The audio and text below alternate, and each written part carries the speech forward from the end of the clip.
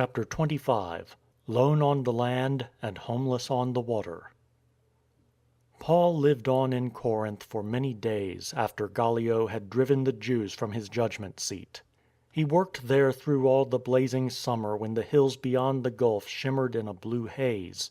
He saw the men and women go out to gather the grapes from the vineyards on the hillside, to reap the yellow harvest of the plain, and to garner the olives and citrons from the groves of the isthmus.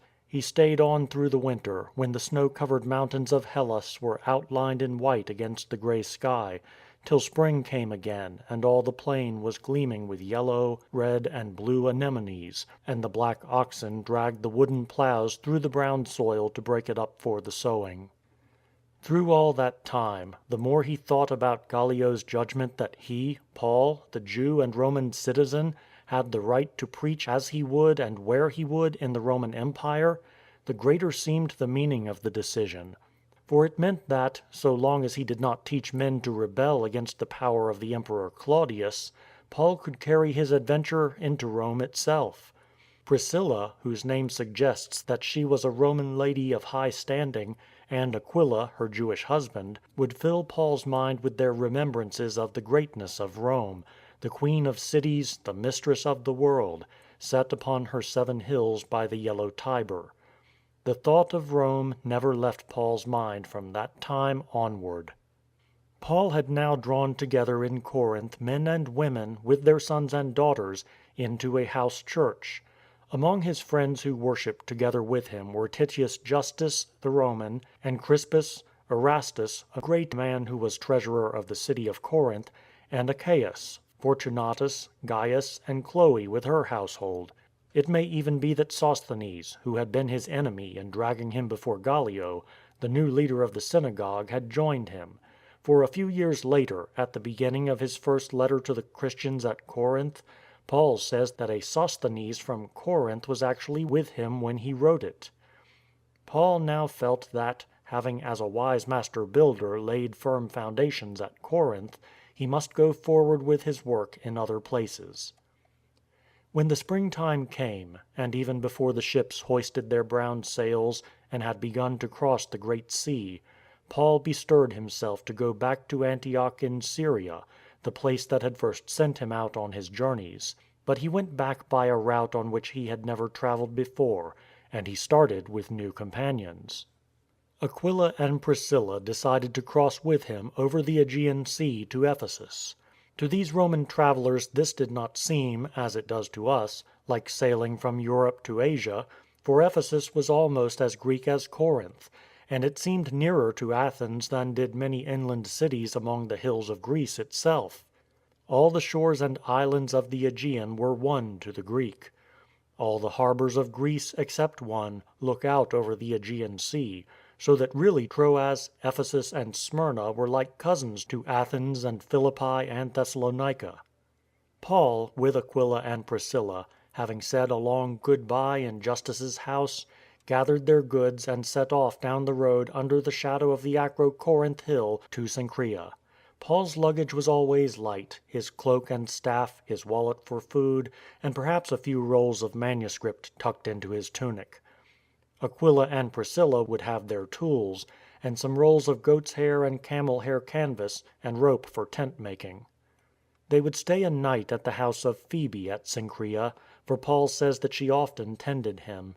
Taking their passage next dawn on a sailing ship for Ephesus, they saw the hills of Greece slip past them, and the boat nosed her way out past the island of Salamis toward the open sea.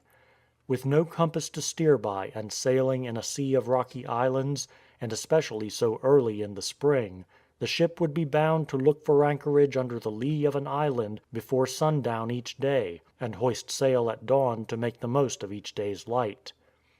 So for day after day they sailed, till about the 6th day they would sight the island of Samos, and in an hour or so, with sails furled and sweeps out, were threading the winding channel of the river Castor and the canal toward the harbour of Ephesus. Swinging round under the lee of the fortified hill that guarded the port, they found themselves in a landlocked harbour busy with all the life of spring. Paul went ashore, and from the stone pier walked up the portway that ran, straight as a dart, between its marble pillars from the harbour to the heart of the city. There the theatre of Ephesus, cut out of the mountainside, and the busy market-place faced him.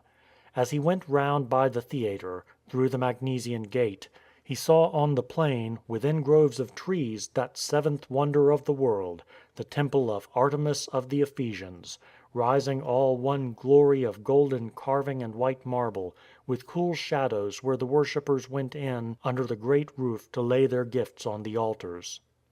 Turning back, he went with Priscilla and Aquila to the quarter of the city where the Jews lived. On the Sabbath he walked with them to a building where no images of gods could be found, where, indeed, the only carving was of a bunch of grapes and vine leaves over the entrance. He entered the cool darkness of the synagogue and spoke with the people, as he was wont to do, of the coming at long last of the promised Prince, the Messiah. They leaned forward as he spoke and drank in his words eagerly. His good news seems too wonderful to be true. If what Paul said was true, all ought to hear it. If false, his mouth ought to be stopped. They wished to know more. " Stay with us and tell us more," they pleaded. " No," replied Paul, " I must hasten to the feast at Jerusalem. I will come again to you, if God wills." The pilgrim ships were now hasting on their voyages from all parts of the Great Sea to Caesarea, which was used as a port for travellers to and from Jerusalem. So Paul went down to the portway again to the harbour, and saying farewell to Aquila and Priscilla and to his new-found friends in Ephesus, he went aboard a ship which swept down to the open sea for the long sail of over 600 miles. In those times, without the mariner's compass, sea captains did not like to lose sight of land, and especially in those early spring days in the Aegean Sea, when storms might leap upon them from the north and the clouds would hide the sun. So the ship in which Paul sailed would hug the coast, leaving Patmos to starboard, running past Miletus and through the strait between Cos and the gulf where Halicarnassus lay. They would surely run into the great harbour at Rhodes, and then come past the mountains of Lycia, and taking courage in both hands, sail southeast past Paphos and Cyprus, where Paul had sailed with Barnabas those years gone by. The ship's deck was crowded with pilgrims with their rolled-up mat beds, their staves and cloaks, their water bottles and wallets stuffed with raisins and cheese and flat bread. Old men were there taking their last long journey to the city on its hills, and boys who would remind Paul of the day when he had started with his father on his first pilgrimage to Jerusalem. At last the towers of Caesarea and the sturdy sickle-shaped breakwater hove in sight. The great sail was furled and the sweeps put out to row the ship into the harbour. Once ashore, Paul lost no time in joining the throngs of pilgrims who strode out past the stadium and theatre of Caesarea and up the Roman road which breasted the low hills and climbed the Judean heights. Then the golden pinnacles of the temple broke the skyline. Paul's sandals again trod the pavements of the city where he had trained at the feet of Gamaliel, that marvellous brain which now had proclaimed the good news of the risen Christ in a score of cities from Antioch to Corinth, across 1,000 miles of the Roman Empire. Paul joined with his friends in the Passover feast, but the narrowness of the Christian brethren in Jerusalem jarred terribly on his spirit. Even now they could not all see that Christ had come with a message for all men and all nations, a salvation that broke through the myriad details of the law to that flaming higher law of love which was freedom indeed. Paul turned his back on Jerusalem and sped northward to Antioch, probably by sea from Caesarea to Seleucia. It must have refreshed him to meet again at Antioch the old friends who had sent him out to run his great adventurous course across the seas and in the cities of the Roman Empire. They too would sit around him — Black Simeon, Lucius from Cyrene, Manaen and the others, with eyes shining with alternate joy and sadness as he told the great story of his adventures and those of Silas and Timothy.